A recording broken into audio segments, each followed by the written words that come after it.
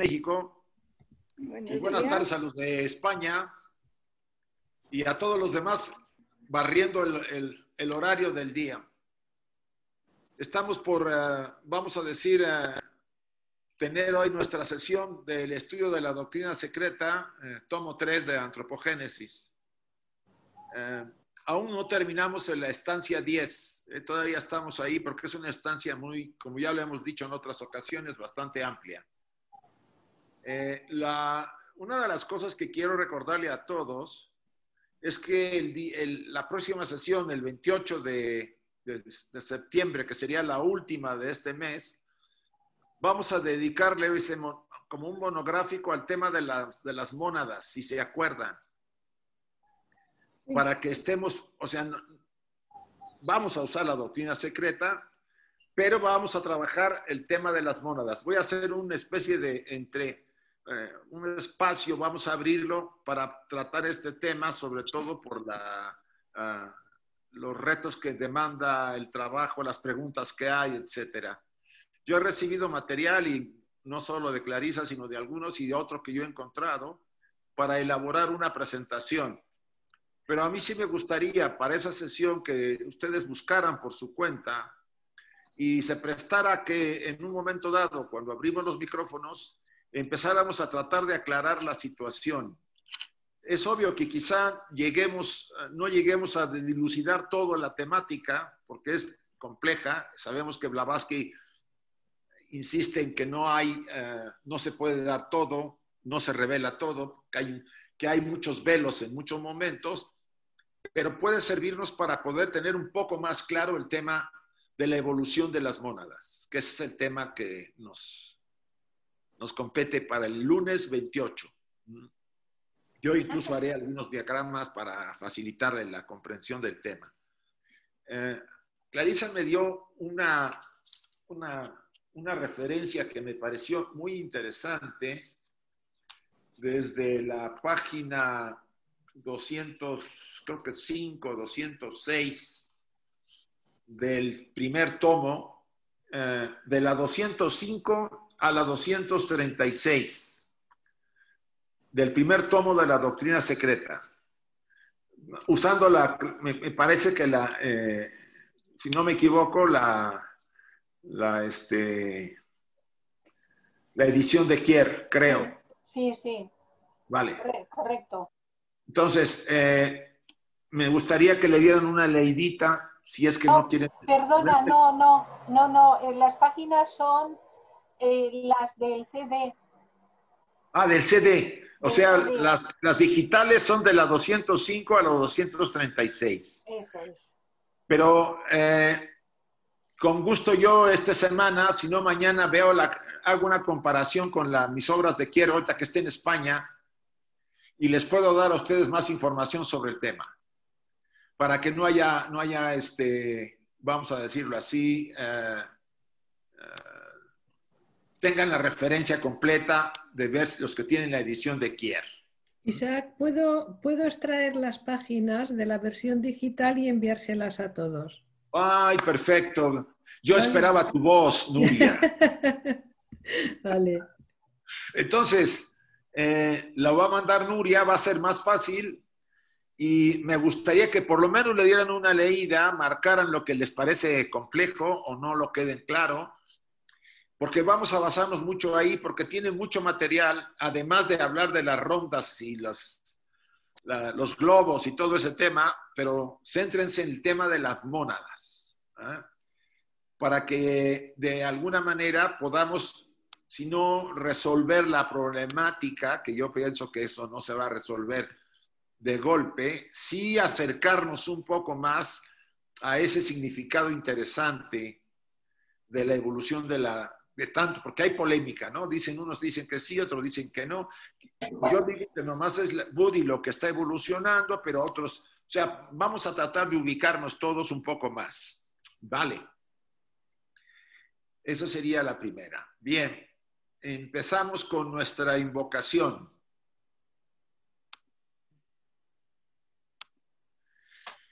Les voy a pedir a todos, bueno, déjenme subir y cerrar.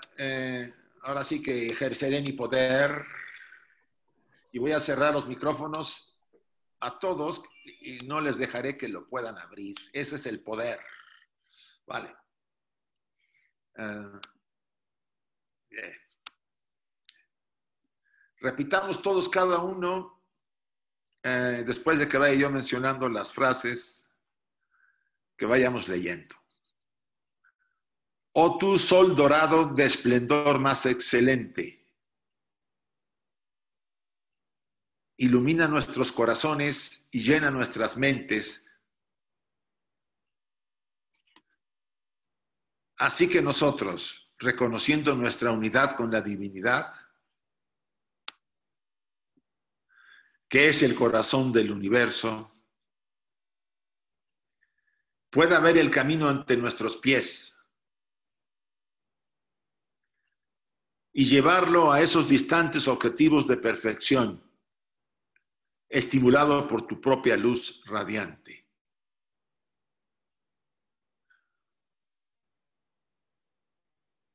Así sea. Bien. Aquí están, como siempre, ya lo conocen, las recomendaciones, etcétera, etcétera. Las vuelvo a presentar siempre, por si alguien es nuevo, le dé tiempo que ver algunas cosas que... Uno de los puntos que me voy a centrar ahorita en unos minutos es en el tema de iniciar el estudio, se intentará generar una atmósfera afín al mismo. Estamos estudiando una obra sui generis. Mi punto de vista que es una obra sagrada para mí. Y es así porque los personajes que intervinieron, los maestros de sabiduría, ayudaron a Madame Blavatsky a escribir la obra y ellos participaron directamente en varios capítulos. Esto nos lleva a cuestionarnos, sobre todo el punto de vista de lo que nos da y nos enseña la obra, sea por la vía de los maestros cuando hacen sus comentarios o cuando lo hace Madame Blavatsky a través de otros comentarios.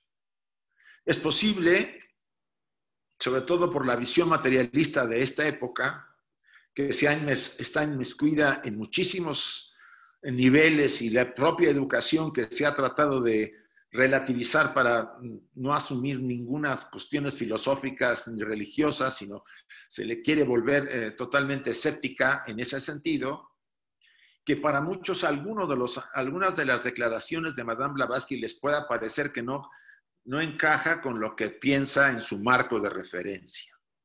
Sobre todo desde el punto de vista de la ciencia, que ha avanzado mucho. Como lo dije la sesión anterior y lo vuelvo a decir ahora. Primero, tengamos esa visión y esa inspiración sobre lo que estamos estudiando. Dejémonos inspirar y abrámonos a ello. Blavatsky, la señora Blavatsky decía, si hay algo que no está usted de acuerdo, perfecto, no lo tiene que aceptar, ni siquiera porque yo lo dije o lo dijeron algunos instructores. Guárdelo usted y lo va estudiando poco a poco, lo va asimilando o lo va digiriendo o lo deja usted temporalmente,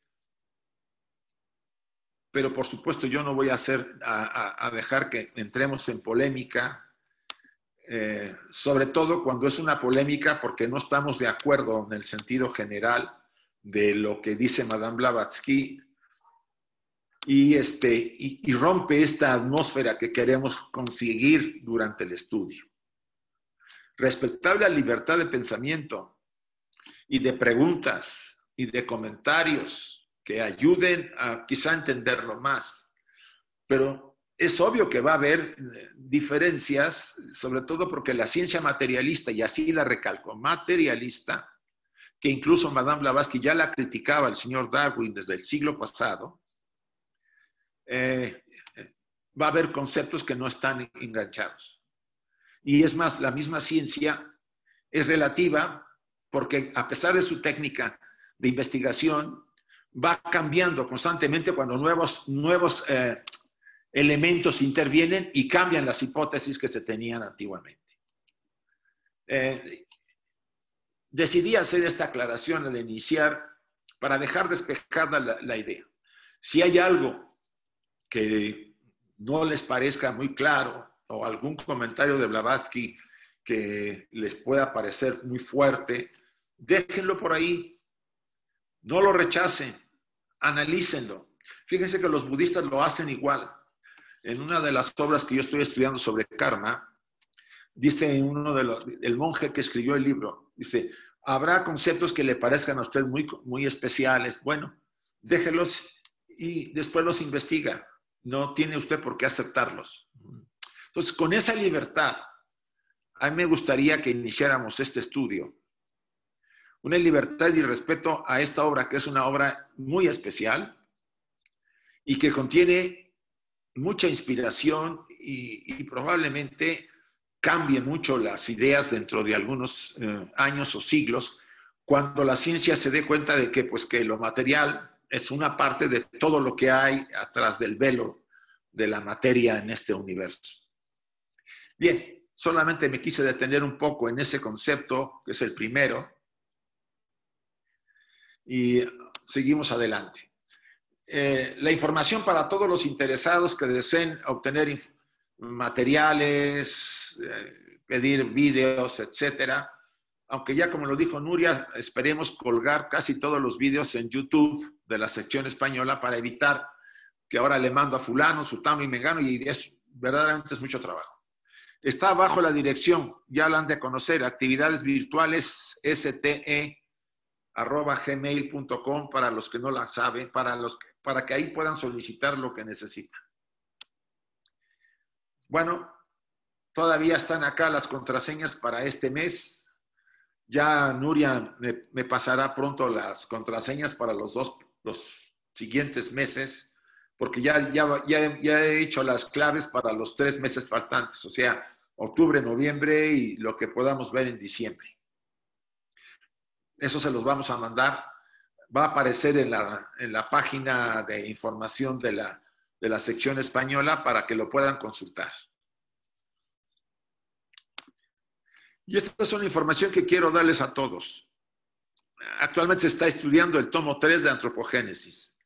Al término de la estancia 12, que es la última de Antropogénesis, pasaremos a estudiar el primer tomo de la doctrina secreta, Cosmogénesis. Y por supuesto se va a facilitar la información de los materiales, las claves y las claves de Zoom. De los materiales, los que no tengan los capítulos que vamos a ir estudiando, se les puede mandar como se ha mandado en el pasado. Estancias por estancias, según vayamos estudiando. ¿Por qué hemos decidido empezar por el primer tomo después de terminar el tercero? Porque hay muchísimas referencias y además yo he recibido retroalimentación de varios que me dicen que es necesario que vayamos a Cosmogénesis, algunos porque lo quieren repasar, otros porque saben que hay mucha referencia a lo que hemos estudiado actualmente. Prueba de eso es que el material que nos mandó Clarisa habla mucho de lo que ahora hemos estado estudiando también. Entonces, esto no está para no acabar, ¿no? Porque si ya con el Antropogénesis casi nos llevamos un año, pues fácil con Cosmogénesis otro año. Si no menos, pero vamos a hacerlo. Bien, vamos a empezar. Déjenme ver, siempre aquí está entrando alguno que quiere... No, son 2. 1 y 2.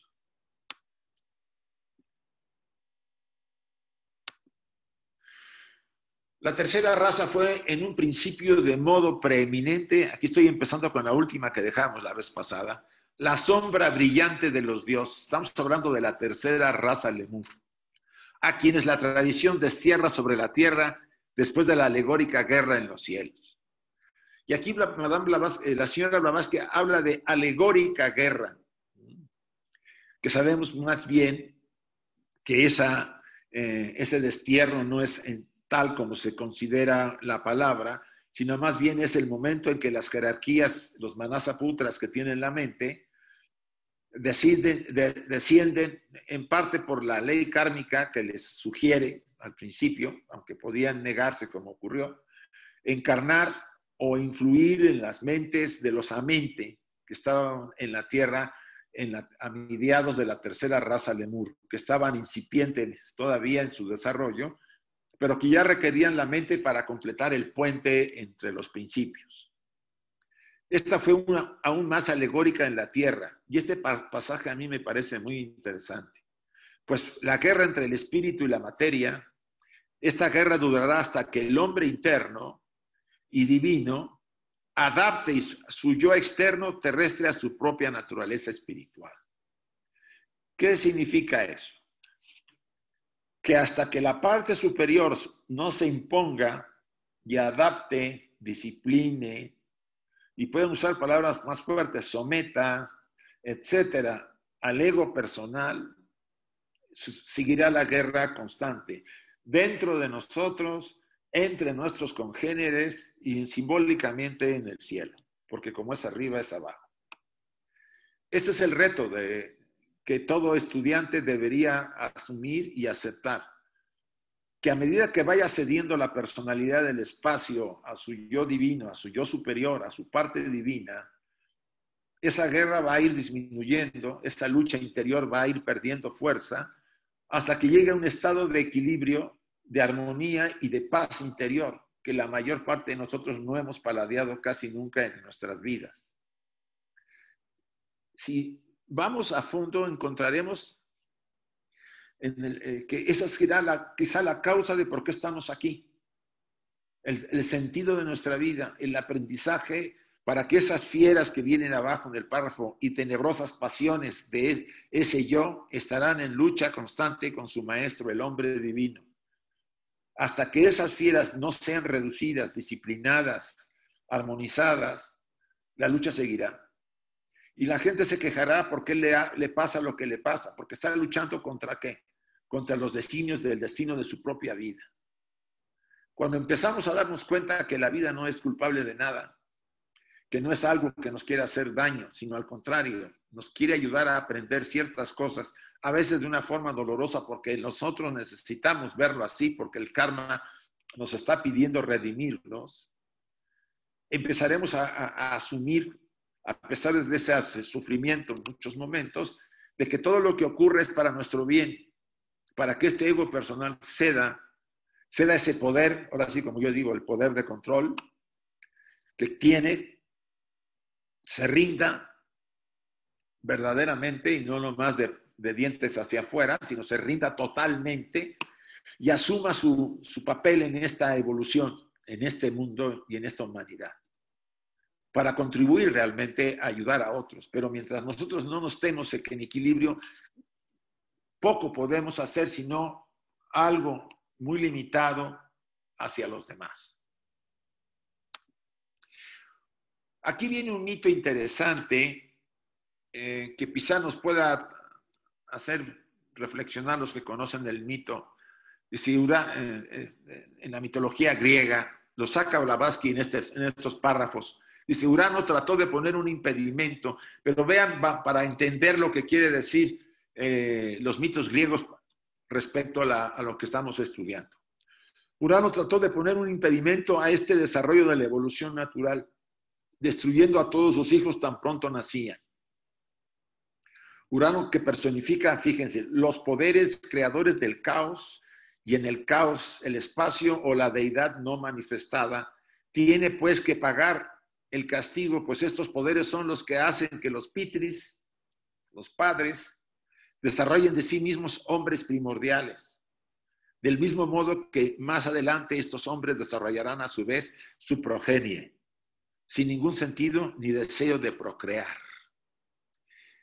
Un párrafo misterioso, si quieren verlo así, pero que embarga o incluye todo lo que es la evolución, la primera fase de la evolución, cuando las primeras razas humanas que fueron destruidas, ¿se acuerdan cuando estudiamos al principio de las estancias de antropogénesis?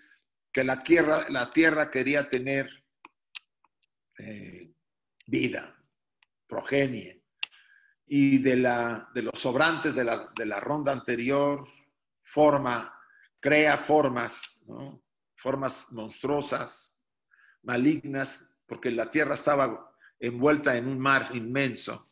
acuáticas, etcétera. Y ahí se narra pues todo el proceso de que estas formas no eran las que se esperaba en la evolución y llegan los señores, los grandes constructores, y al ver lo que está pasando, destruyen a las formas, secan a la tierra.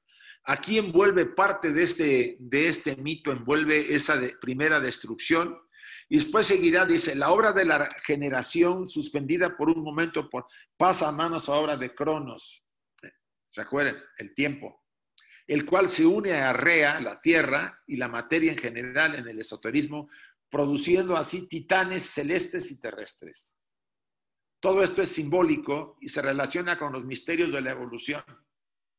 Esta alegoría es la versión exotérica de la doctrina secreta dada en esta parte de nuestra obra. O sea, estos mitos de Urano, Cronos, que recomendamos los lean con calma, los estudien aparte, son muy bellos y nos va a llamar mucho la atención cómo siguen un patrón y están identificados casi 100% con la narración ocultista de la formación de las primeras razas, de las primeras formas de vida, de su destrucción y después de las primeras razas, después de la tercera ronda, ya en la cuarta ronda de la Tierra.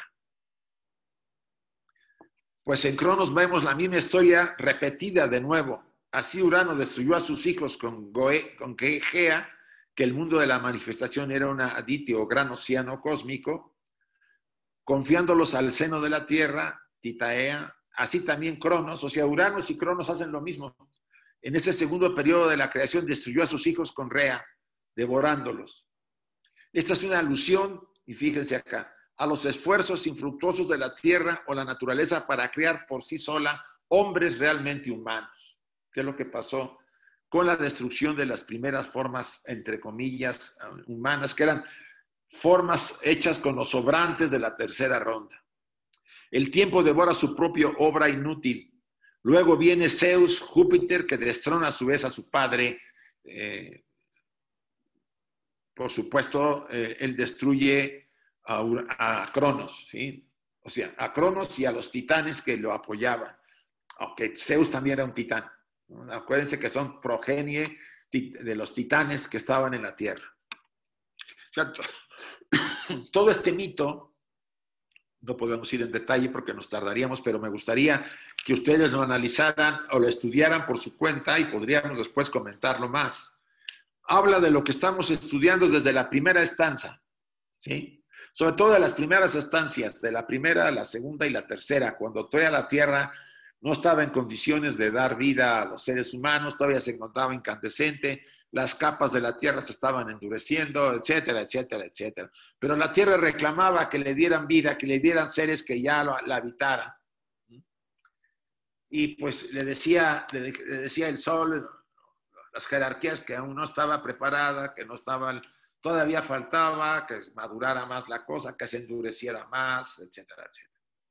Pero ella no hizo caso y empezó a formar formas, a dar vida a ciertas formas de sobrantes de las anteriores evoluciones de las terceras rondas.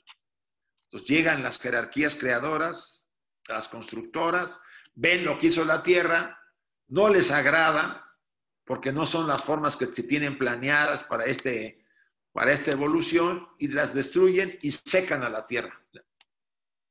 Entonces ella ya queda impávida esperando a Brasil lo que pueda venir después. Aquí recomienda, y yo lo estuve repasando, pero es más o menos lo mismo, que se estudie la estancia 3 y la 10 y siguientes, y también la relación de Veroso de la creación primordial. Más bien está diciendo lo que se acabo de decir, es en esta creación primordial que no fue la que se esperaba. La lucha titánica en teogonía al menos es la lucha de la supremacía entre los hijos de Urano y Gea, el cielo y la tierra en sentido abstracto, los titanes contra los hijos de Cronos, cuyo jefe es Zeus. Zeus ya acuérdense que es de la segunda generación. Recuerden que de la primera generación, y es interesante, cuando vimos nosotros, me parece por la estancia quinta o sexta, que había habido una creación primordial. ¿Se acuerdan que dice el en el Katha Upanishad o en el Shiva Upanishads, que hubo una creación noumenal y una fenomenal, la primaria y la secundaria. De la creación primaria había 7 subetapas y después se detenía y Brahma entraba en descanso, un equivalente a miles de millones de años, y después retornaba y retomaba la creación primordial o noumenal a la fenomenal, o sea, a la material. De eso trata mucho este tema de los mitos de Cronos y de Urano, que yo sugiero traten de estudiarlos. Esta lucha perdurable que continúa hasta el día de hoy entre el hombre espiritual interno y el hombre de carne en un sentido. Volvemos a lo mismo que se dijo ya hace dos imágenes. Júpiter es en un sentido Prometeo. Y eso también lo hemos visto ya cuando vimos a los hermafroditas, a los bisexuales, hermafroditas, y a los que no tenían, no manifestaban sexo, ¿se acuerdan? Finales de la segunda raza, principios de la tercera raza Lemur. Dice, y es distinto de Zeus.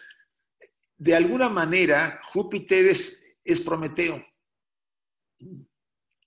¿Se acuerdan que cuando vimos el tema de la Cábala con Carmen nos señaló que de la jerarquía del árbol sefirotal, de los constructores del ser humano, de donde emanamos nosotros, que somos una copia del árbol sefirotal, de los sefirots, hay una parte sagrada y una parte más material. Y ahí aparece la imagen de Jehová. No es el Jehová superior, sino el Jehová más material.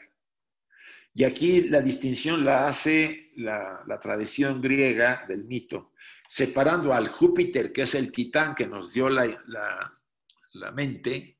Ven que Prometeo robó el fuego de la mente.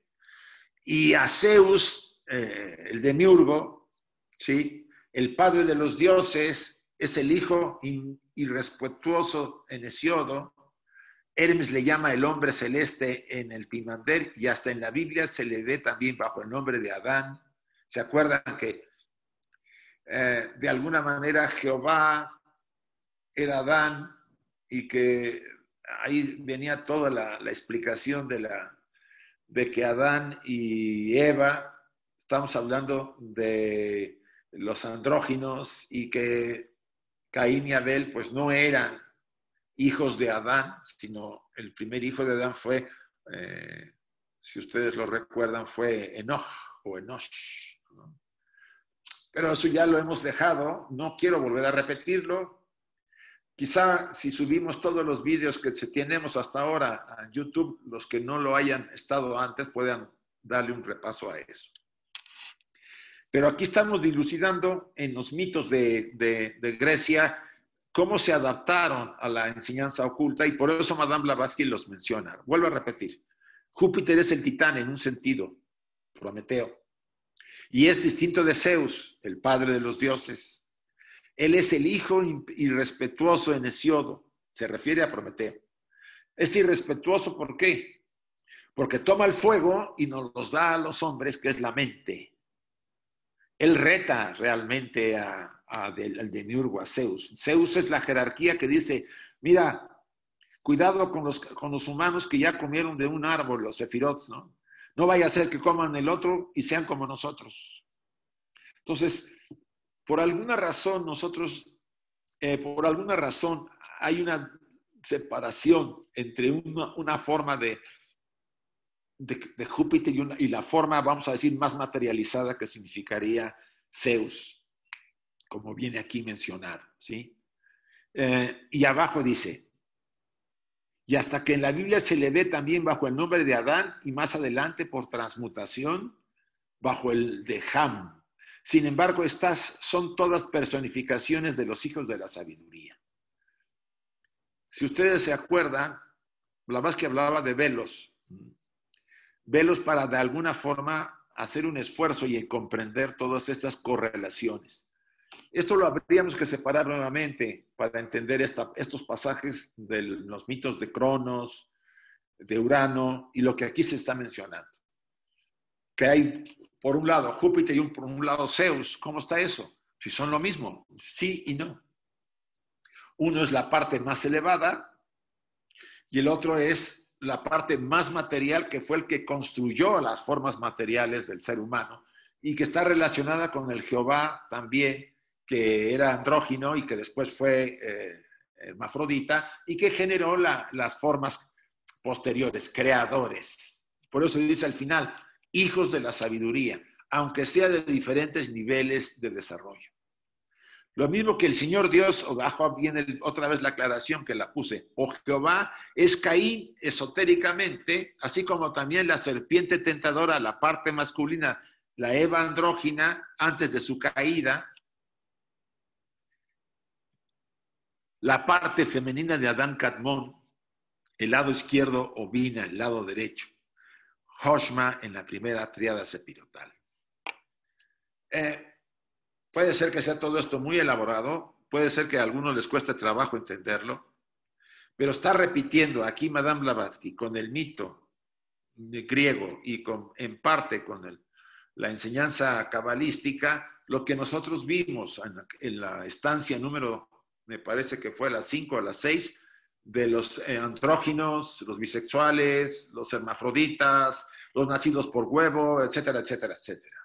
O sea, esta parte, vamos a decir, es la versión griega y algunos elementos de Cábala que aquí nos está incluyendo Madame Blavatsky.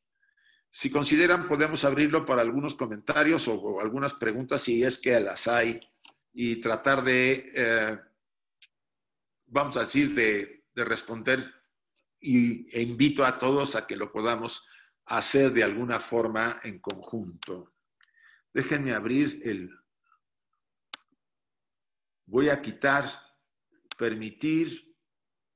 A ver, ahora sí ya puede, el que quiera preguntar, puede abrir su micrófono. Isaac. Sí. Hola, mira, yo tengo una pregunta que es que tengo una duda. Sí. Porque me pareció entender los días anteriores que Satán era Prometeo.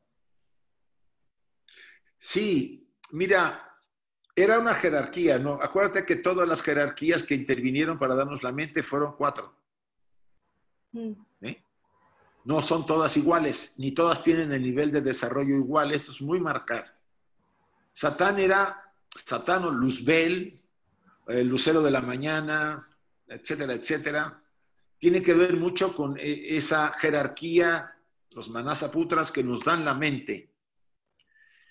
Pero también, a su vez, Satán tiene que ver, él fue creado a imagen casi del ser divino, era una de las jerarquías superiores, quizá la más superior que había, pero le estaba dado gobernar el mundo material, ¿sí? O sea, ella no es que fuera lanzada o no haya caída, no. A ella se le otorgó la naturaleza, el plano material, etcétera, y es la que gobierna las partes más materiales de los mundos en los que nos encontramos. O sea, todo lo demás es un agregado que ha hecho las tradiciones religiosas, en parte por conveniencia, como dice Blavatsky, crearon algo ficticio. No estamos hablando ni de bien ni de mal, estamos hablando de espíritu y materia, de las dos polos de la unidad de vida. Porque el espíritu y la materia emanaron del uno, por lo menos por lo que significa que el espíritu y la materia son lo mismo, aunque tienen una polaridad diferente. ¿No? Entonces, sí. Satán tiene una función importante, él gobierna este mundo, el mundo más material, de los planos materiales. ¿Pero hay una analogía entre Júpiter y Satán? ¿O no tiene nada que ver? No, es que habría que separar. Si lo ves a Júpiter como estamos aquí viéndolo, el que robó el fuego, Prometeo, como Júpiter sí podría tener una analogía, una relación, pero no como el demiurgo, como Zeus, no. ¿Sí me comprendes qué quiere decir? Hay el tema está en que en la enseñanza oculta se utilizan una serie de elementos para transmitir ciertas ideas. Y además eso ayuda a que el estudiante despierte la intuición, porque se esfuerza para comprender, bueno, voy a ponerme a leer el mito de Urano y Cronos a ver si acabo de entender lo que estamos ahorita estudiando. Yo después de haber estudiado esta estancia, creo que era las 5 o las 6 de donde están los hermafroditas, etcétera, a mí me quedaron claras muchas cosas que hasta ese momento no había yo tenido una comprensión mayor. Entendía algo, pero yo decía, ¿por qué a Jehová le menciona tanto Blavatsky que es el autor de toda la generación, que él participa en la generación? Bueno, no estamos hablando del Jehová superior, del sagrado, sino del Jehová más material, ¿sí? De las jerarquías más cercanas a la materia, porque el árbol sefirotal se duplica en cada nivel, ¿no? Entonces, ahí se materializa más. Pero hay una relación, si tú lo quieres ver así, sí. Con Júpiter sí, si tú lo identificas a Júpiter con Prometeo. Vale. Vale. Gracias. Poco a poco. Esto va entrando poco a poco. A mí me ha llevado, ¿sabes lo que ayuda? Estudiar y tratar de explicarlo. Es cuando tú aprendes mucho, porque ahí descubres tus lagunas y te das cuenta de que por alguna razón te viene la idea y te aclara lo que no habías, porque te esfuerzas. Y mientras nosotros nos sometemos a escuchar a alguien, pues sí, sus explicaciones nos pueden ayudar y nos evitan hacer el esfuerzo, pero reducen la posibilidad de que yo despierte mi intuición mayor. Por eso hay que investigar un poco más. Gracias. Isaac, sí. Perdón, una pequeña intervención, y es para decir que lamentablemente hemos perdido la capacidad de pensar simbólicamente. Sí. Cuando hablamos de símbolo, es simbólico, como algo que no tiene valor y que es despreciable. ¿Por qué? Porque no es real y porque no cumple ninguna función útil en este mundo físico. Sin embargo, es fundamental que desarrollemos una mente simbólica. ¿Por qué? Porque vamos a tener acceso, tenemos que descubrir, no hay muchas claves, no existen muchas claves y códigos súper secretos que no podamos tener acceso, pero hay que descubrirlos porque son 2 o 3 los fundamentales que nos van a ayudar a interpretar todo esto. ¿Por qué? Porque nos borra en cierta medida esa mente que separa, que divide, que clasifica, un poco la mente cartesiana. Sí. Entonces entramos, como dice Isaac, en esa parte de nuestra mente intuitiva, en donde se percibe un horizonte diferente, que de pronto es difícil explicar. Por eso Blavatsky ha empleado varios lenguajes, varios sistemas de mitos, de símbolos. Ella habla de cábala, habla de mitología griega, habla de mitología árabe o lo que sea. ¿Para qué? Para intentar despertar esa mente simbólica en nosotros y poder llegar a comprender, no con nuestra mente concreta, sino con nuestra mente abstracta. Sí. Esta es la maravilla que tiene la doctrina secreta, porque nos está conduciendo por una rampa para que podamos despegar nosotros. Esto es maravilloso, por eso el estudio de la doctrina secreta no es que sea fundamental para adquirir más conocimiento, no, es para hacer esa reflexión y un despertar interno. Era esa aclaración. Perdóname, Isaac, que me extendí un poquito. No levantaste la mano. No, muy bien, Carmen, perfecto. Es una de las cosas que yo le oí una vez a Jante Hoskins, ¿se acuerdan de ella? No sé si la conocían. Que ella decía cuando se estudiaba la doctrina secreta, Dice, más que información es despertar nuestro potencial, ¿no? Y eso a veces por nuestra tradición educativa, las mañas que tenemos para estudiar, etcétera, pues a veces esperamos como los pajaritos que nos den en la boca todo ya vamos a decir, digerido, ya preparado. La idea es que hagamos esfuerzos, a pesar de que encontremos una serie de temas que sí requieren reflexión. No nos sintamos incómodos si no lo estamos pescando porque estamos empezando, o ahí vamos. Y lo importante acá es que sigamos adelante y trabajemos la simbología. Para rematar, les invito a todos a 2 cursos que va a haber de estudio de simbología. Uno que va a dar Carmen, se estaba haciendo propaganda, que se llama Simbología y Teosofía. Y otro que va a dar Nuria sobre la simbología del Bhagavad Gita. Van a empezar pronto. La propaganda ya pueden encontrarla en la página de información de la sección española. Para que los que quieran asistir, pues van a encontrar una riqueza increíble porque las 2 saben manejar muy bien el tema. Las invitamos a todos. Ya aprovecho y doy la propaganda. Muy bien. Vamos a proseguir, chicos, porque si no, no voy a hacer nada esta tarde. Déjenme cerrar. Nuevamente ejerzo el poder y cierro. Vale. Dice acá la confirmación. Déjenme decir, me brinqué. No me brinqué. Perdón.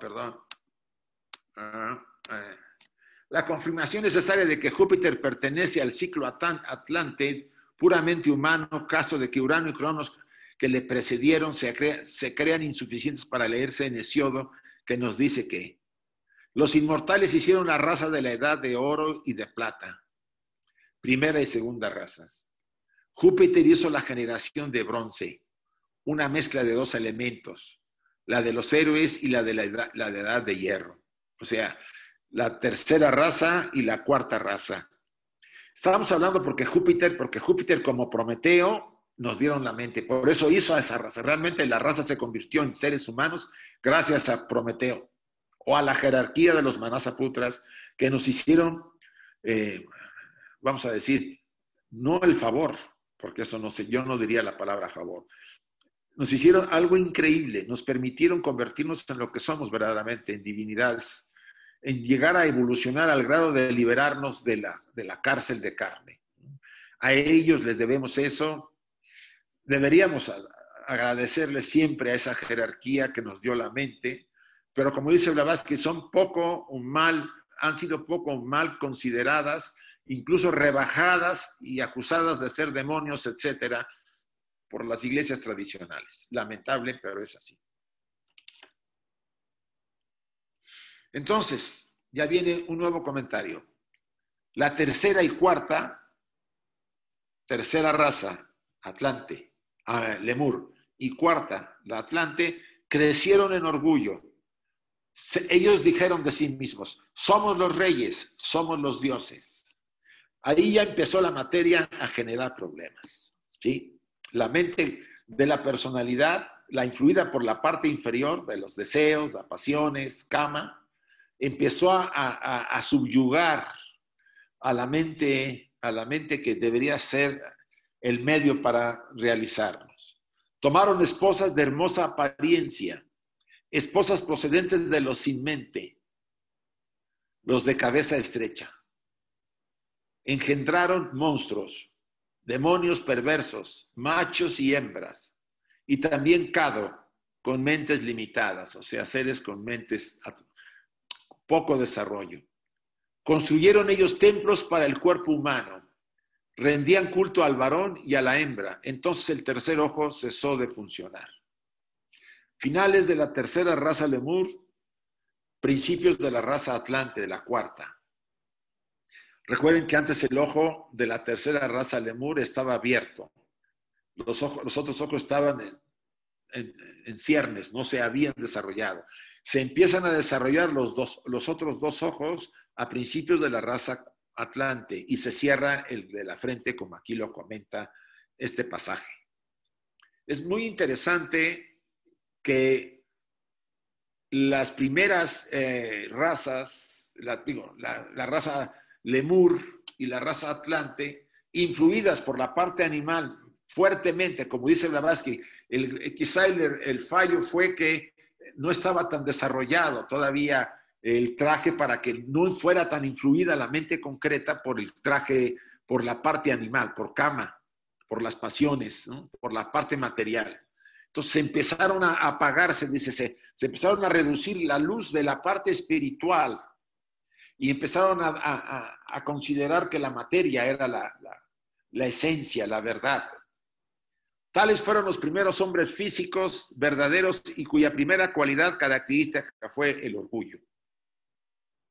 El recuerdo de esa tercera raza y de los gigantescos atlantes es el que se ha transmitido de una raza en generaciones a otras hasta los días de Moisés, y que ha encontrado forma objetiva en los gigantes antidiluvianos. Estos terribles hechiceros y magos quienes la Iglesia romana ha conservado una leyenda tan vívidas y al mismo tiempo tan desfiguradas. Entonces, no vamos a negar que se redujo la influencia de lo espiritual por el poder de la materia, ¿no? Por el poder de las estructuras personales. La mente concreta perdió la brújula, podemos decirlo así, y se identificó más con las pasiones, el egoísmo, la ambición, y como dice acá, el orgullo. Una característica que llevaría nefastamente al desarrollo de estas generaciones, de las razas. ¿Cuál fue la religión de la tercera y de la cuarta raza? En el sentido ordinario del término, ni los lemures, ni tampoco su progenie, los lemures atlantes, los primeros, tenían ninguna, pues no conocían los dogmas ni tenían que creer por la fe. Tampoco, tan pronto como se abrió el entendimiento, el ojo mental del hombre a mediados de la tercera raza se sintió una con el siempre presente, así como siempre desconocido e invisible. O sea, la deidad invisible que está inmersa en todo. Todo, la deidad universal única. O sea, al principio, dado que los lemures eran más dioses que humanos, estaban más activados desde el punto de vista espiritual para poder reconocer a ese espíritu que todo lo permea, que lo compenetra, que está en todo.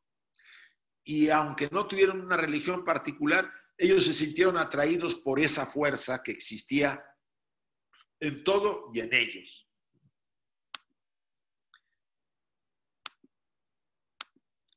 Dotado de poderes divinos y sintiendo en sí mismo a su Dios interno, cada uno sentía que era un Dios hombre en su naturaleza, los lemures sobre todo, aunque un animal en su ser físico. O sea, se daban cuenta que había un animal, pero que ellos eran seres superiores, seres desarrollados, tenían más conciencia de su Dios interno. La lucha entre los dos principió al mismo día en que probaron del fruto del árbol de la sabiduría. O sea, el árbol del bien y del mal, cuando se despertó la mente dada por los manasaputras. Ahí es donde Blavatsky, como les dije, repito, insiste, y lo psíquico y lo psíquico, y lo físico. Es la lucha entre la parte espiritual y lo psíquico y lo físico, por un lado y por el otro. Y es la lucha que ustedes y yo tenemos ahora. ¿Quién está ganando en sus vidas? Ahí vamos. Estamos en tablas. A veces gana uno, a veces gana el otro. O cada vez gana más uno y el otro va perdiendo terreno. Ojalá así fuera, ¿sí? No se pide más. Recuerden lo que dicen los maestros de sabiduría, sobre todo el maestro KH. Si usted logra o se logra a través de la enseñanza teosófica ser más nobles a las personas, no atraerles ni meterles ideas ni nada por el estilo, sino ayudarlos a que ellos mismos desarrollen esos conceptos éticos, esos elementos superiores que todos tenemos y que por sí mismos decidan ser más nobles y más seres humanos equilibrados. Porque no se trata de convertir a nadie, ¿no? A salvo que nos pidan información, pues se la podemos dar. Pero ese pasaje a mí me inspiró muchísimo. En las cartas viene, ¿sí? Más nobles, más armoniosos, mejor ser humano. El logro de eso es quizá lo más importante. Bueno, se dicen que uno de los compromisos de un estudiante de teosofía es que por lo menos a una persona le debe ayudar, si la persona por supuesto lo pide, a encontrar ese equilibrio. Ese es el objetivo. Una, no estamos hablando de miles, una. Y quizás sea una parte importante por qué nos preparamos y estudiamos. No solamente para tener conocimiento y desarrollar a lo mejor habilidades espirituales, sino para poder utilizar todo eso y servir mejor. Ponerlo en práctica, porque el mejor discurso que podemos dar es el ejemplo.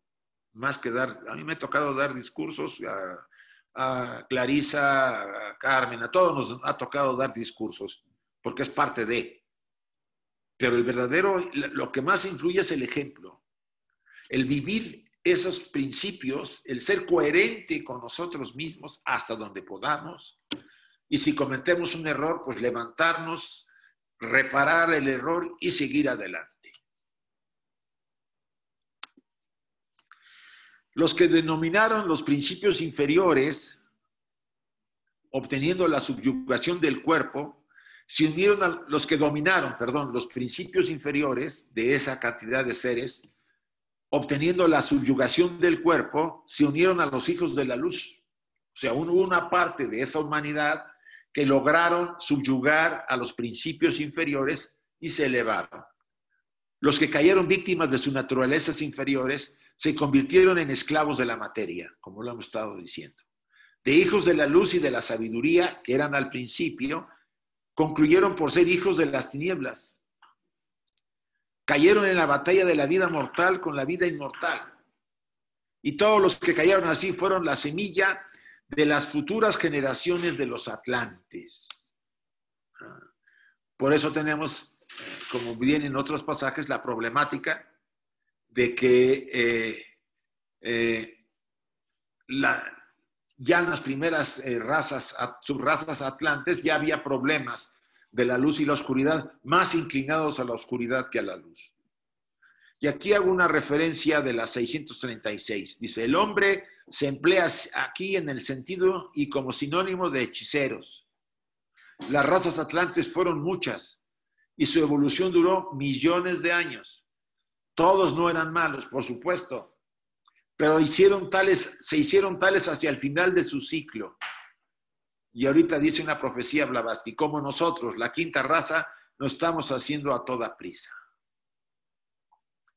Abro aquí para si hay algún comentario, pregunta o lo que quieran. Déjenme abrirlo y quitar el control.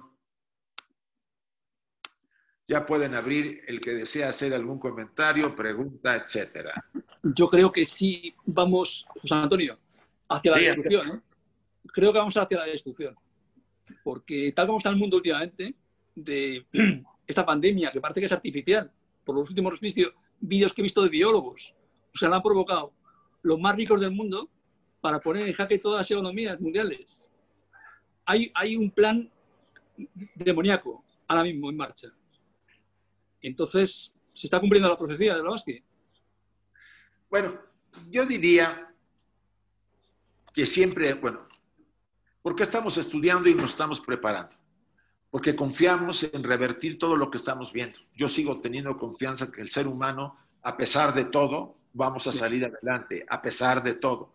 Que va a haber sufrimiento, nadie lo niega, que va a haber dificultades y va a haber conflictos, pero vamos a salir adelante. Y así deberíamos apostar todos. Si ustedes y yo tenemos en mente pues, que esto ya no va para nada, que no va a ningún lugar, bueno, chicos, bajen la persiana y ya, ¿para qué nos estamos preocupando, molestando, dando charlas, estudiando? Si esto va al garete. Yo siento que si cada ser humano, cada uno de nosotros se compromete con su yo interior, su ser divino, a ser mejor ser humano y a aportar lo mejor que pueda dentro de su ambiente, podemos revertir esta inercia, porque casi la mayoría está decepcionada, frustrada, llena de miedo, y eso no es nada, ayuda nada a que las energías que nos pueden sacar de esto se fortalezcan. Vamos a fortalecer esas fuerzas que están ahí, cambiando el chip. y pensando y considerando que sí, nadie niega la situación actual, pero podemos hacer un cambio y debo empezar por mí. Los invito a todos que lo reflexionen así. No estoy hablando utópicamente. Krishnamurti lo decía. Si usted cambia, cambia el mundo.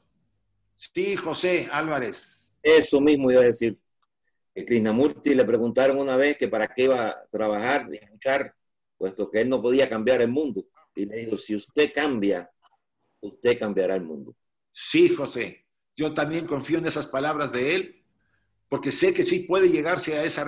No solamente las dijo él, yo se las he escuchado a varios místicos, como a Lao Tse, al Buda, a varios otros autores de cierta calidad, vamos a decir, o de una gran calidad espiritual, en que insisten que si hay un cambio personal, vamos a influir en ayudar a que este mundo no se vaya al garete, como estamos pensando que puede ocurrir con lo que está ocurriendo. Si hemos llegado a esto es porque nosotros lo hemos provocado. Entonces vamos a revertir la inercia, siendo mejores seres humanos. La gente se debe dar cuenta que está en nuestras manos cambiar este juego. No va a venir ningún nuevo Dios, ni esperemos a que venga el nuevo Mesías, etcétera, etcétera. Debo empezar por mí ahora, porque el nuevo Mesías lo llevo en el corazón, si ustedes quieren verlo así. Y si a él apelo para cambiar mi vida, voy a cambiar yo y voy a cambiar el medio en que yo estoy influyendo. Es la invitación y no me niego a decir lo que dijo José Antonio. En sí, la situación no está fácil, pero podemos hacer algo. ¿Alguna otra pregunta, chicos? Sí. Sí, puedo. Sí, puedes. Mira, desde luego, enhorabuena, porque me mueve mucho todo lo que estás diciendo. Fíjate, has dicho una palabra que a mí me llega y que es verdad, la actitud que tengamos nosotros en nuestro entorno. Y fíjate, donde llega esa actitud, voy a decir algo que no sé, igual no lo debía de decir, pero lo voy a decir. En la parroquia donde yo estoy, mi actitud, la que tengo siempre, pues me dijo un día Tino, oye, ¿por qué no haces algo de teosofía, algunas charlas o alguna cosa? Digo, porque no sé hacer charlas. Dice, pero puedes hacer algo, traer algo en el grupo de reflexión que tienes, ponerle y tal. Bueno, pues fíjate lo que es la vida, que en el grupo de reflexión que yo estoy los martes, ya estamos estudiando algo de teosofía. Incluso José Luis ha estado un tiempo, que yo estaba de coordinadora con personas mayores en ese grupo, que ya no estamos porque ya muchos han fallecido, y José Luis iba todos los martes a hacerle la relajación. Se quedaban dormiditas, pero no importa, era bueno, pues es verdad, es la actitud tuya, y cambia tú y cambiará el mundo, estoy convencida. Pero en ese sentido, y en todos, en tus hijos, en tu casa, alrededor, y no importa con quién estés, es la actitud. Hay sí. Mira, gracias, Tere. A mí me insistieron en ADIAR cuando estuve en última vez un tiempo, que hay que no solamente nosotros mantener esa actitud de entusiasmo, de firmeza, en el objetivo único de crecimiento y de ser mejores y más nobles, sino de inspirar a la gente para que los que se sientan frustrados, decepcionados, reviertan esa energía y sigan adelante. Son almas importantes que no se pueden perder, porque a veces las personas optan por la salida fácil cuando se sienten frustradas. Entonces, importante la actitud de entusiasmo, de inspiración, por lo menos mantenernos hasta donde podamos, ¿sí? Bien, ¿alguna otra pregunta? Isaac. Sí. Un comentario. Un comentario, por favor.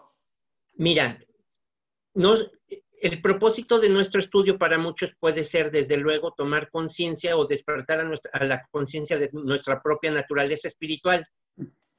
Entonces, si estamos procurando tener idea más clara de quiénes somos también en dónde estamos situados en el tiempo. Y se nos habla acerca de que apenas han pasado unos 5,000 años de inicio del Kali Yuga y va a tardar miles de años. Entonces, no solamente estamos en la posición de darnos cuenta, y probablemente hay algunos que se hayan comprometido a sí mismos en este servicio. Y si estamos en este camino, entonces mantener firmemente asida la idea de que vamos a rendir servicio en esta vida y cuando regresemos estaremos en mejores condiciones de rendir un mejor servicio y así sucesivamente. Ese es el camino, porque habríamos de sorprendernos de cómo están las cosas. Es todo. Muy bien. Sí, José. Hace apenas 9 meses, yo nunca he participado en ninguna reunión internacional. Solamente he conocido prácticamente miembros de la sociedad teosófica locales. Sí. Y he visto hasta diferencias de criterio, hasta cosas a veces no muy bonitas. Y de pronto, con esta pandemia, he visto tanta cosa útil de teosofía. He visto tantas caras de todas partes de habla hispana, de que me ha motivado y me ha entusiasmado a seguir estudiando y a seguir avanzando en esta tarea. Gracias. Mira, José, todos sin excepción a veces nos sentimos frustrados. La idea de que encontramos, que vamos a encontrar a las divinidades encarnadas en la sociedad teosófica, a veces nos frustra. Todos somos seres humanos y tenemos luz y oscuridad. Si somos capaces de entender eso, haga lo que haga la gente en diferentes niveles y como estén, no nos van a quitar de nuestro objetivo único, porque tú tienes claro a dónde vas. Hay que comprender que la situación de muchos de nuestros hermanos están en donde están por experiencias, por karma, por tendencias. No solo en la sociedad, sino en cualquier organización, tú te pones a ver y verás todas las dificultades que hay entre las personalidades. El problema son las personalidades. ¿Qué podemos hacer? Pues trabajar y ser hasta donde podamos un ejemplo en los aspectos que nosotros estamos trabajando. Inspirarnos y inspirar a otros con nuestro ejemplo. Y a pesar de ver ese tipo de cosas, seguir adelante y no darnos por vencido. Nos podemos caer, dice a Madame Blavatsky, 100 veces, pero 100 veces se levanta usted y sigue adelante. Esa es la única forma de poder llegar a nuestro crecimiento. Por eso hay tan pocas personas que se realizan. La mayoría abandona. Dice, no, esto no es para mí. Esto es muy complicado. El entusiasmo falla. Fíjense que en el comentario que hace Ryojin Mehta de la voz en la luz en el sendero, él lo dice, el reto más fuerte que tiene el estudiante, el buscador, es mantener el entusiasmo siempre. Habrá días que tengamos ahí una pequeña depresión o tristeza, bueno, pasa, pero el entusiasmo sigue.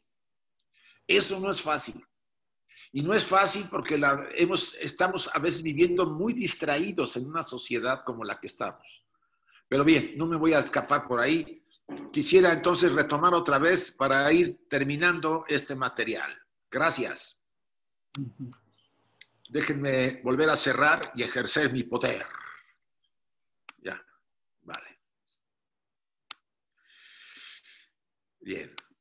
Así pues, en el amanecer de su conciencia, el hombre de la tercera raza raíz no tenía creencias que pudieran llamarse una religión. Esto es, no solo ignoraba las brillantes religiones llenas de pompa y oro como las actuales, sino hasta en todo sistema de fe o de culto externo. No había un culto, no había una religión. Pero sí él tenía, y el término se define como la unión de las masas en una forma de reverencia. Había una forma de reverencia hacia lo que sentimos superiores a nosotros y de respeto, como el sentimiento que expresa el niño hacia el padre amado. Entonces, para los primeros lemures, desde el principio mismo de su vida intelectual, tuvieron una religión, y una de las más hermosas, pues no tenían a los brillantes dioses de los elementos a sus alrededor y hasta dentro de ellos mismos. O sea, los Manasaputras que les habían dado la mente estaban dentro de ellos y estaban alrededor. Entonces, era una especie de devoción hacia todo a lo sagrado que nos rodeaba. Pues la evolución espiritual en la materia no hubiera podido tener nunca un lugar si no hubiese recibido su primer impulso, si los brillantes espíritus no hubiesen sacrificado sus esencias supraetéreas respectivas para animar al hombre de barro. Sin ellos seríamos autómatas actualmente, no habrían ni civilización ni nada. Andaríamos en la naturaleza como animalitos ahí alimentándonos de los árboles como lo hacen los animales, porque la mente no se había conectado, no habíamos recibido la mente, dotando a cada uno de sus principios internos con una parte o más bien con un reflejo de esta esencia. O sea, gracias a ellos somos lo que somos. Por eso yo he insistido, y Blavatsky se lamenta que los hayamos rebajado a lo que se les ha rebajado. En aquellos remotísimos tiempos era la edad de oro, la edad en que los dioses andaban por la tierra y se mezclaban libremente con los mortales. Cuando concluyó, los dioses se fueron, esto es, se hicieron invisibles. Y las generaciones posteriores terminaron por adorar a los reinos, a los elementos. Ahí empezó la decadencia material. Los atlantes, primera progenie del hombre semidivino, después de su separación en sexos, y por lo tanto los primeros engendrados y los mortales que primeramente nacieron al modo humano, fueron los primeros en sacrificar al dios de la materia. Empezamos a adorar a la materia, a las formas materiales. Empezó la ambición, el egoísmo y el poder y el deseo de conquistar y dominar a los demás pueblos. Son ellos, en el oscuro y remoto pasado, en edades más que prehistóricas, el prototipo sobre el cual se construyó el gran símbolo de Caín. Los primeros antropoformistas que adoraron la forma y la materia, culto que pronto degeneró en personal y que luego condujo al falicismo, que reina supremo hasta ahora en día en el simbolismo de todas las religiones exotéricas de rituales, dogmas y formas. Bueno, Blavatsky aquí es muy dura con todas las religiones porque le dice que son fálicas. La adoración al sexo, al falo, y al yoni, al miembro femenino, ¿no? Eso lo vemos desde el Oriente, en Occidente. A mí una vez Juan Viñas me decía, ¿por qué crees que hay dos torres como los egipcios tienen sus obeliscos? ¿Por qué las iglesias tienen dos torres? ¿Qué crees que significan esas dos torres? Dos falos, ¿sí? Que fecundan al cielo. Entonces, Blavatsky se quejaba de que habíamos caído en esa visión tan materialista. Y aquí hago una referencia a lo que dice ahí. Caín era el sacrificador. Recuerden que Caín mata a Abel, simbólicamente. No estamos hablando alegóricamente, ¿eh?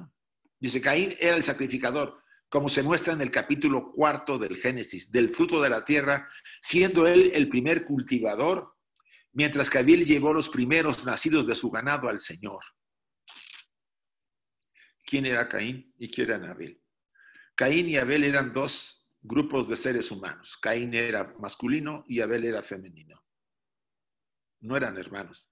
Acuérdense, ya lo vimos en el capítulo 5 de la estancia 5 o 6 por ahí.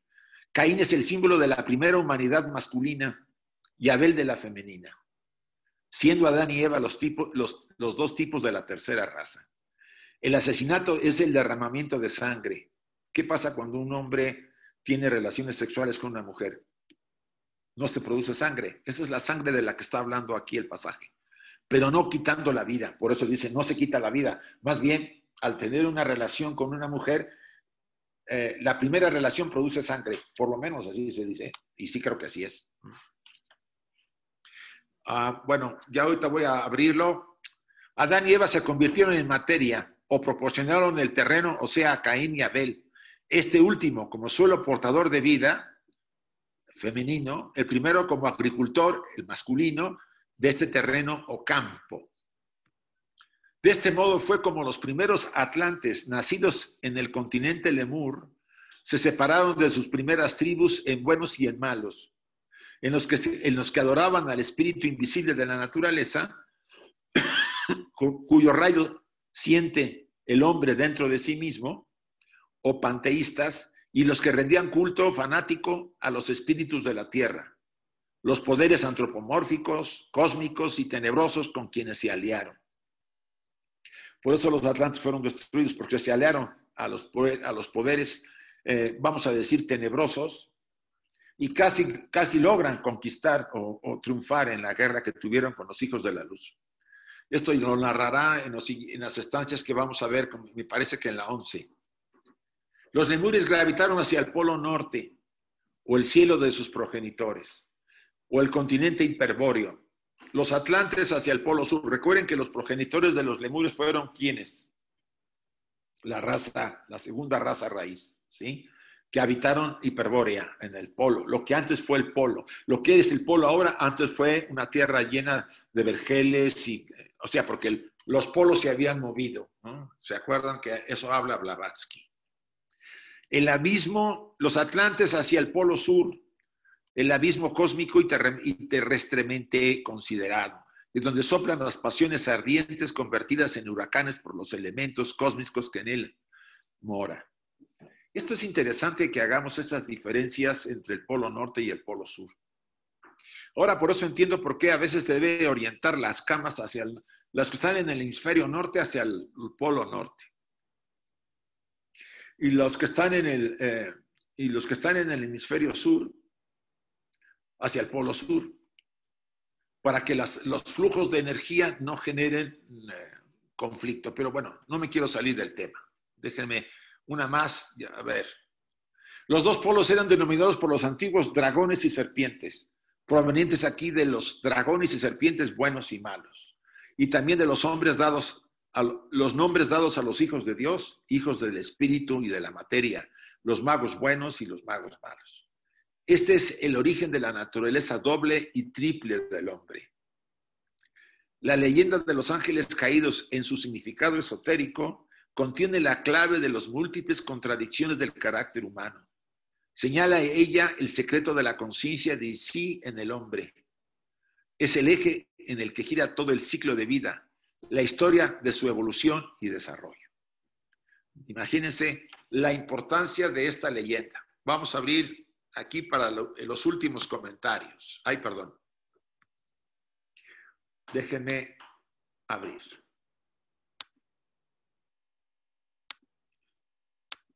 Bien, quien quiera hacer comentarios, preguntas, etcétera.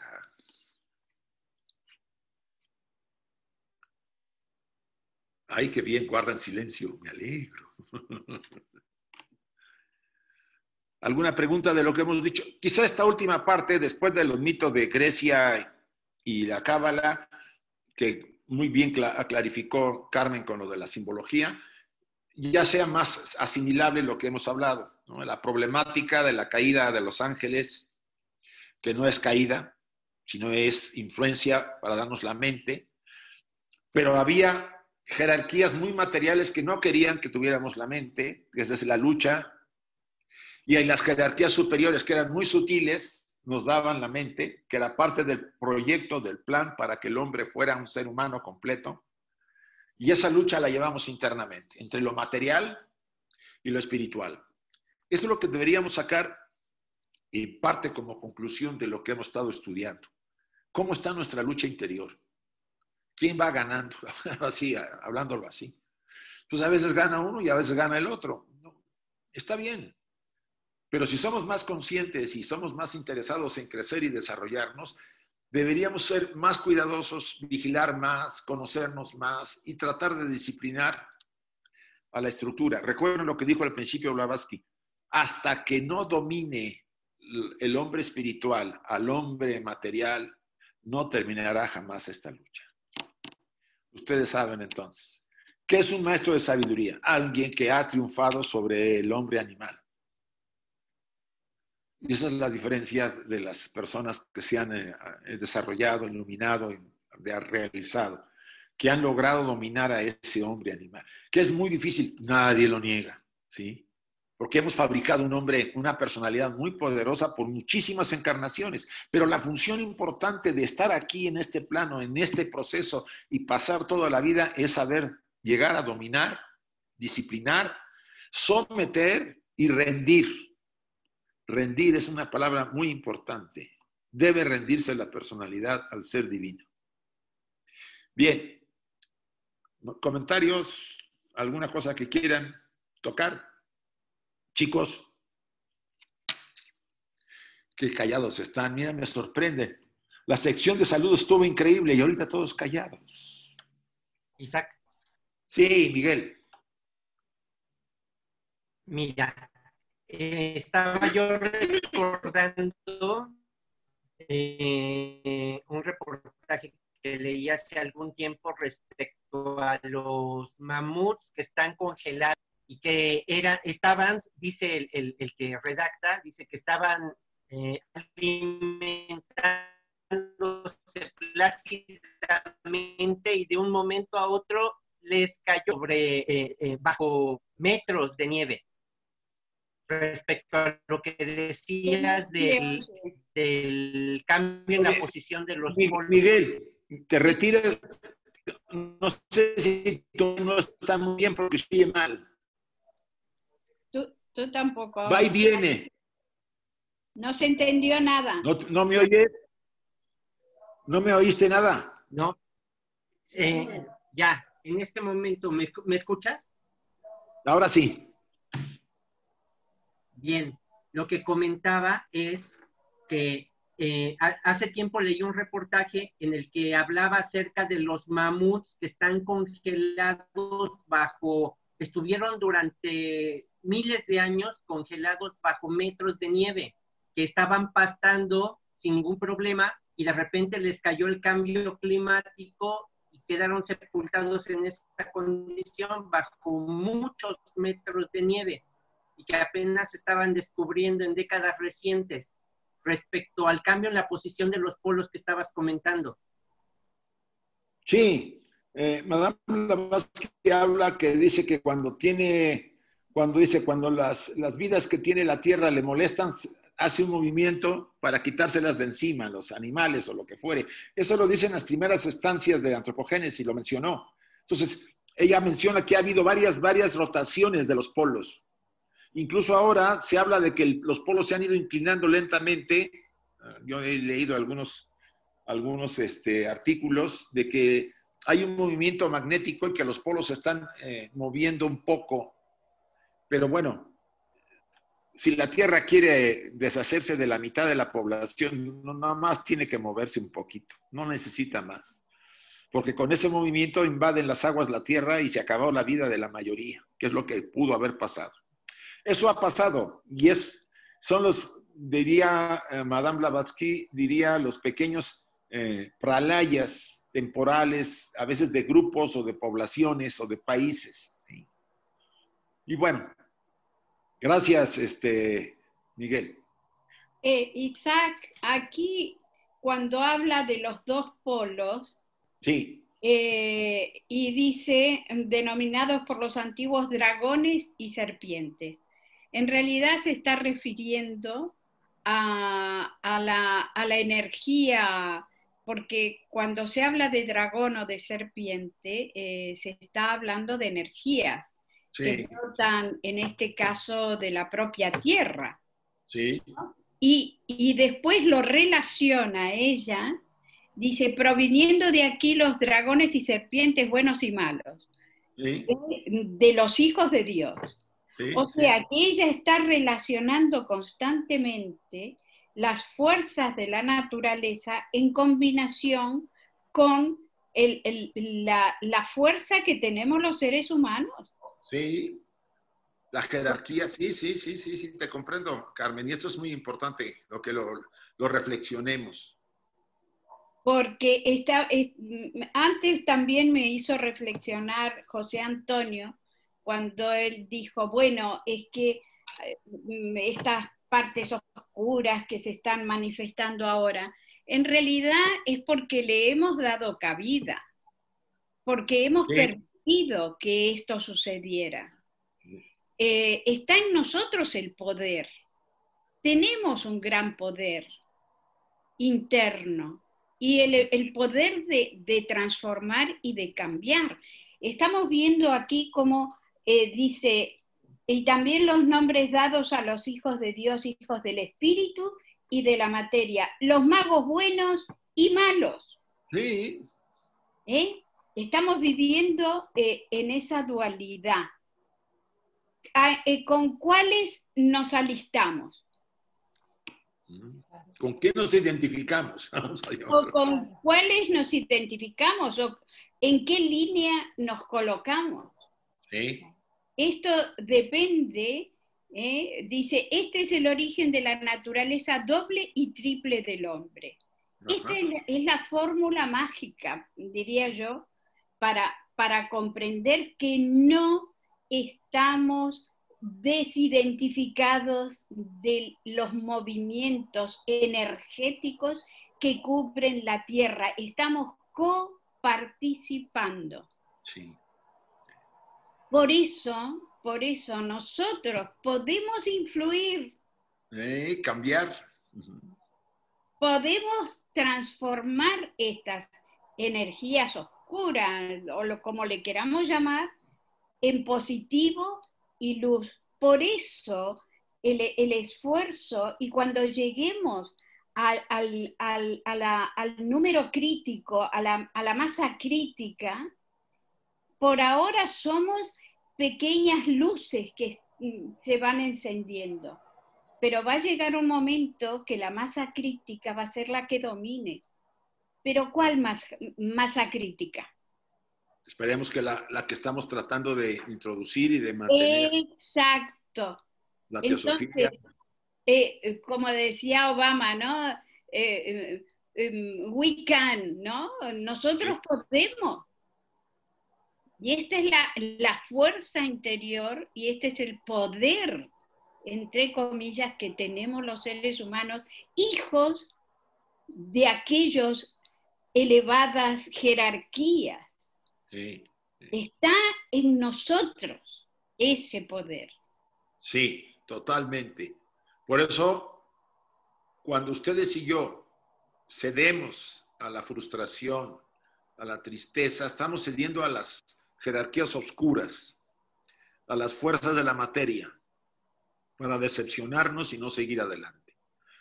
Cuando nos sobreponemos, nadie puede negar que puede pasar por un periodo negativo, pero sale adelante.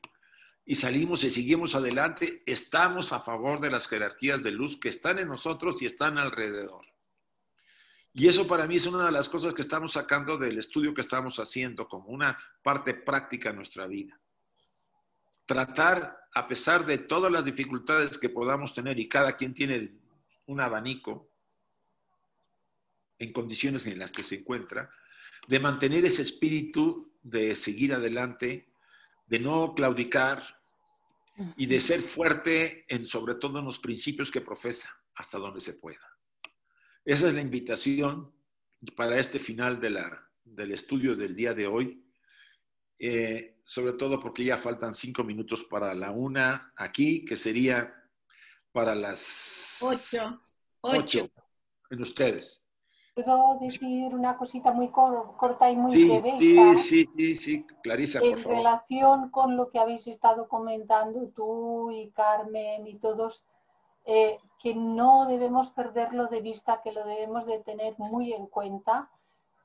Quisiera añadir, porque es muy importante, que hay una ley denominada la ley de los ciclos, que las civilizaciones todas tienen un ascenso y luego tienen un decaimiento y desaparecen para dar paso a una nueva civilización que traerá otra cosa, algo nuevo.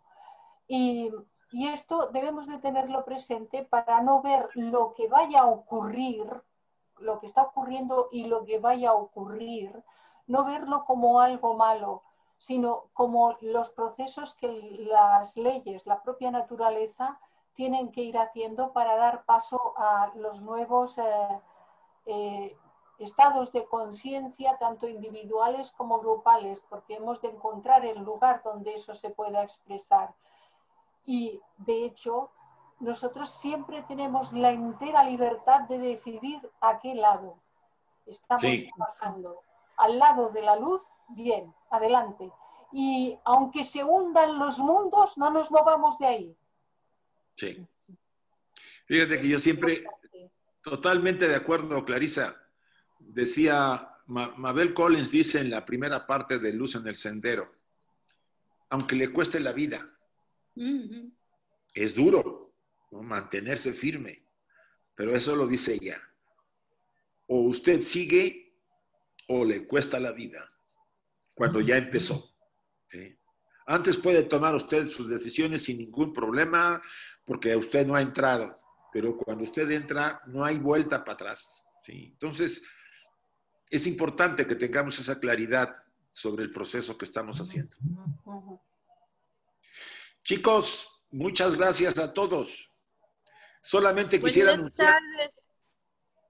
Ay, hola. ¿Sí se me escuchan? Ay. Sí, sí te escuchamos. Hola, buenas tardes, doctor Jauli. Mire, yo soy de México, Veracruz, y de la logia de Teosofía. Llevo algún tiempo, pero realmente he tenido mucho esclarecimiento con todos ustedes, y la verdad lo único que les pido es que diseñen cursos para saber cómo empezar a leer la doctrina secreta, o sea, porque veo que después del tercero se van a regresar al primero, y por otro lado había escuchado que, de hecho, si lo lees desde la primera página hasta la última, solo es el riesgo de que no entiendas nada.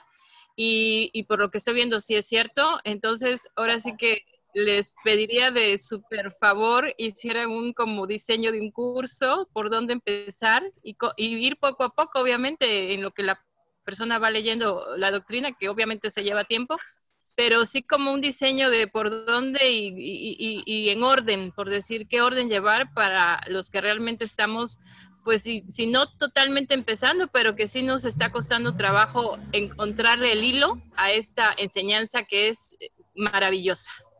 Es lo único, y muchas gracias a todos. Sí, yo creo que cuando empecemos a estudiar cosmogénesis, vamos a estudiar antes las recomendaciones de este señor, ¿cómo se llamaba? El que estuvo con Blavatsky y tomó nota, de Bowen. Bowen. Hay algunos comentarios de Bowen, otros de Joe Mills. Hay varios. A mí me gustaría retomarlos, aunque sea para que demos una base. ¿Sí?